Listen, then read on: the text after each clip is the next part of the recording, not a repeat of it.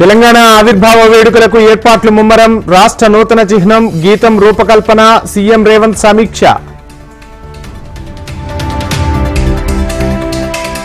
ఎల్లుండి చంద్రబాబు పవన్ కళ్యాణ్ భేటీ. పోలింగ్ తీరు అనంతర పరిణామాలపై సమీక్ష.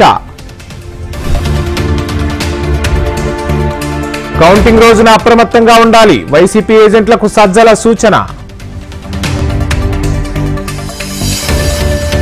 ప్రజాభవన్ కు బాంబు బెదిరింపు కేసులో నిందితుడి అరెస్ట్. నిందితుడు గుంటూరుకు చెందిన రామకృష్ణగా గుర్తింపు.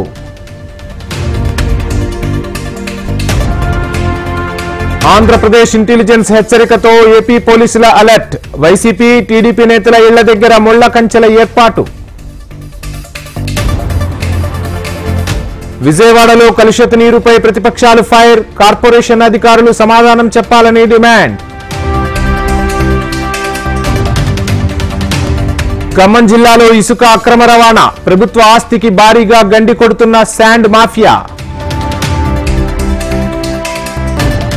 పేదరికానికి కాంగ్రెస్ బీజేడీలే కారణం. ఒడిశా ఎన్నికల ప్రచారంలో విరుచుకుపడ్డ మోడీ.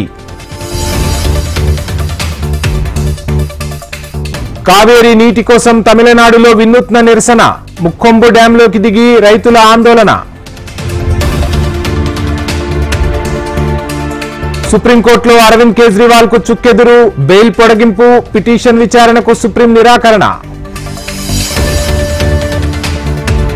దేవుళ్లపై రాజకీయాలు చేయవద్దు. ప్రధాని మోడీపై విరుచుకుపడ్డ మమత.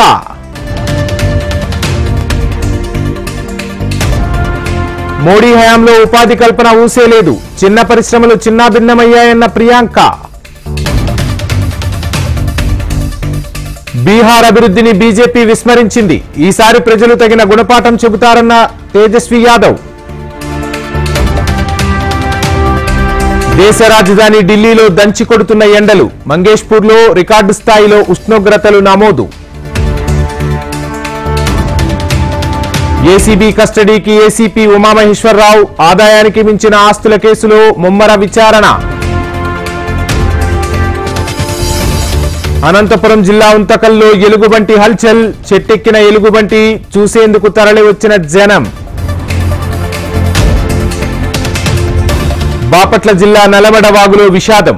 2 మృతదేహాలు లభ్యం. మరో 2 కోసం గాలింపు.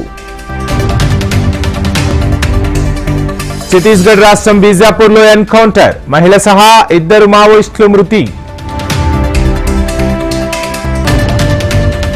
పశ్చిమ బెంగాల్లో సీఎం మమత ఏరియల్ సర్వే.